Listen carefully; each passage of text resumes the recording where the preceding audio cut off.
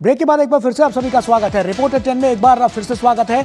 अब हम बात करेंगे इंडिगो फ्लाइट की। साफ तौर पर जैसा कि हमने देखा कि इंडिगो की जो कार्यशैली रही है वो सवालों के घेरे में रही है और जिससे जो लोग हैं वो काफी परेशान नजर आए हैं। ऐसे में क्या बड़ी अपडेट निकलकर सामने आई है और क्या कुछ अब तक हुआ है, आइए जानते हैं उसकी जमीनी हकीकत इस रिपोर्ट के जरिए। की फ्लाइट कैंसिल होने का सिलसिला अभी भी जारी है। पिछले 5 दिनों में हजारों यात्रियों ने अलग अलग एयरपोर्ट्स पर परेशानियां झेली हैं और अब तो पायलट्स ने ओपन लेटर लिखकर कंपनी के काम करने के तरीके पर भी सवाल उठा दिया है। इंडिगो एयरलाइंस की फ्लाइट रद्द होने का सिलसिला 5वें दिन भी जारी रहा।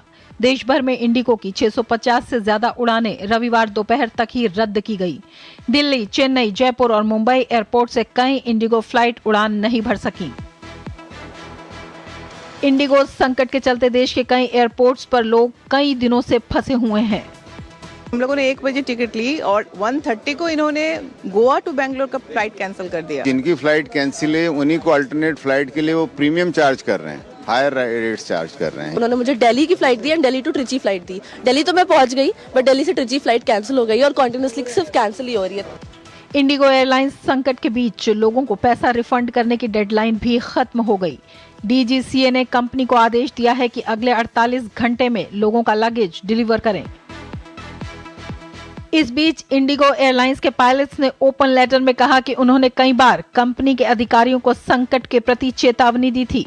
पायलटों ने आरोप लगाया कि कंपनी में बड़े पदों पर अयोग्य लोगों को रखा गया। इस लेटर में लिखा गया है कि कंपनी संसाधनों और मैन पावर की भारी कमी से जूझ रही है। डीजीसीए ने इंडिगो एयरलाइंस को नोटिस जारी कर जवाब मांगा था और अब जिसकी डेडलाइन खत्म हो चुकी है। ऐसा माना जा रहा है कि डीजीसीए कंपनी पर सख्त कार्रवाई कर सकता है और वहीं दूसरी ओर कंपनी ने यह दावा किया है कि अगले 3 दिनों में सारे ऑपरेशंस नॉर्मल कर दिए जाएंगे। जंगल का कानून, संगीनों की छाया और